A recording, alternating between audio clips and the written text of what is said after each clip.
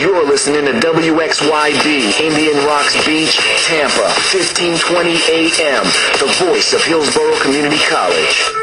Radio. The revolution will be broadcast. Welcome to The Edge. I'm your host, Tom Smith. Many of us are not informed of the inner workings of the Church of Scientology. Founded by the American writer L. Ron Hubbard, the facade maintained by organized Scientology uses celebrity poster boys and religious pretense. Today on our program, we're going to strip that image aside and look at a few things that really go on. Our guest is Larry Brennan, who has held a number of positions with organized Scientology. He's been the director of all Scientology legal operations outside the litigation area worldwide from mid-1976 through mid-1981 as the Legal Branch 1 director of the Guardian's Office worldwide. He held similar positions prior to that in the United States Guardian Office. He's worked on organized Scientology's corporate evolution in 1981 through 1983 and presented to the leader of the Scientology organization, David Miscavige, the planning for that. He was in charge of the Scientology Special Unit and Watchdog Committee, which was an oversight committee, as designated as Member X in 1982 and 1983, working directly with David Miscavige on Scientology's corporate, legal, and other external affair matters. Welcome to The Edge, Larry. Oh, thanks, Tom. It's real good to be here. So where should we start? Can you kind of give us some background about your involvement with the actual Scientology Corporation? Well, yeah, sure. It's I think you summarized it very well.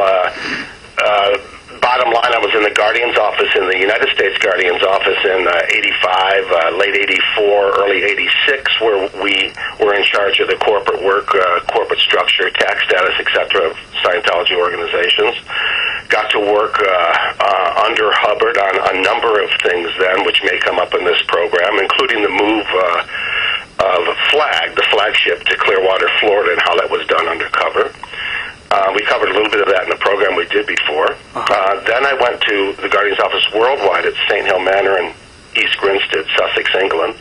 Was there for about 5 years on running the legal outside of the courts, and then went and did their what they called their corporate sort out, and worked a special unit, and worked directly with DM, David Miscavige, and this was a period of time when he was supposedly in author services, and he has said in courts in various declarations that he was not involved in running the church then, but he was, and I worked directly under him. But, by way of a summary, I suppose, I would say that, it's a Scientology.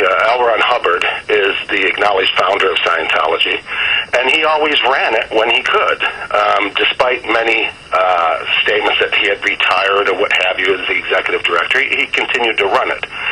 And he ran it until Miscavige ran it underneath Hubbard in 81, 82, and then finally Miscavige took over on Hubbard's demise. But despite a religious, caring, maybe a decent front put out by the organization, it really was built and run and controlled using constant lies and deception and what I consider fraud, as well as outright brutality and abuses of countless others. And in a way, this is just a summary, and we can go into details here shortly. It was run like this at one time by Hubbard via Miscavige. That's when they did the corporate evolution in 81, 82. But really, in my opinion here, and this is just my opinion, having worked with Miscavige and seen all the Hubbard orders at that time, Miscavige was a very poorly educated. I don't even think he had been through high school, and he was a kid. And he worked directly under Hubbard, who at that time was certainly not at his best. He was very brutal, the type of orders he was given about taking over sectors and dealing with people and spitting on people and all that. And I think Miscavige was very impressionable, and he learned how to operate under Hubbard like that. And on Hubbard's demise, demise, that's all Miscavige knew was that sort of brutality. It was sort of like, you know, he saw this abuse, he learned by abuse, and he's now the big abuser. Anyway, he took it to an entirely new level, and he controls an empire, a financial empire worth certainly at least hundreds of millions of dollars, if not billions. He completely controls it as a dictator, and that's basically a summary of what it was. But what I can go into, to whatever degree you'd like, is how it got to that point and what changed, and you know, so on and so forth. But I'd like to give some background behind it. But that's sort of a summary of it. Okay. Well, basically, can you kind of give us some background about what you did, your role in the whole... Corporate? You're right. Okay, well, in 1981... the Commodore's Messenger Organization, acting on orders from Hubbard and as carried out by DM, David Miscavige, actually ended up taking over the Guardian's office. And I was in the Guardian's office worldwide at the time, so I was asked to go out to report to California for an urgent matter. So I went to Los Angeles and found out that they needed that the people who were working on a corporate sort-out mission to corporately put right the affairs of Scientology were no longer there, and they needed somebody else to run it, and I ended up being the person to run what's called a mission, and as a missionaire. And so what we did is, well, first of all, to give you a little bit of background, just in the year prior to that, David Miscavige ran a mission called Mission Corporate Category Sort Out. It's known kind of as MCCS. And that mission was allegedly to set the corporate affairs straight for Scientology. And it had people, Jerry Armstrong was on it. He was going to get Hubbard's biography written. Laurel Sullivan was working on the corporate matters, but David Miscavige ran it. And the problem was David was incompetent. Like I say, he didn't even have a high school education. And he would not listen to the advice of the missionaires like Laurel and Jerry. Like, for example, they were pointing out things that were just fraudulent about Hubbard running the organization, and yet Miscavige was trying to lie, saying that he wasn't, and they were trying to really get it so that Hubbard really didn't run it, so that it could be run by the hierarchy of the church, and Miscavige didn't want that. Jerry Armstrong was telling them that what he needed to do was stop all the lies about Hubbard, about his, phenomenal accomplishments in life and the military and education and all that were totally false. And David Miscavige would not listen to that. And Hubbard was directly involved with it, and I had many of Hubbard's orders at that time, even with respect to that mission. Later on, Miscavige testified in court that Hubbard was not involved, but he was.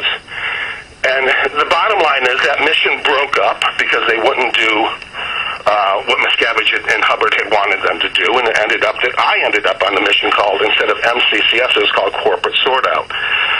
To make a long story short, we came up, the apparent problem was that most of the eggs of Scientology corporately were in a corporate basket of a corporation known as the Church of Scientology of California.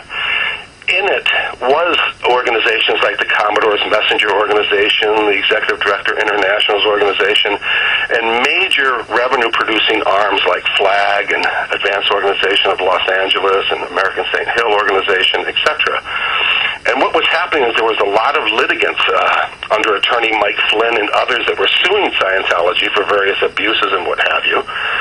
And it was getting at that corporate, big eggs in the basket organization.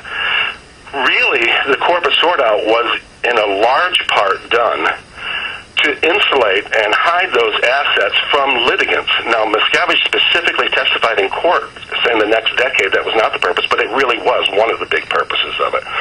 The other one was to protect Hubbard and Miscavige, like the senior people in Scientology, so that they could continue to run it without being legally liable for it.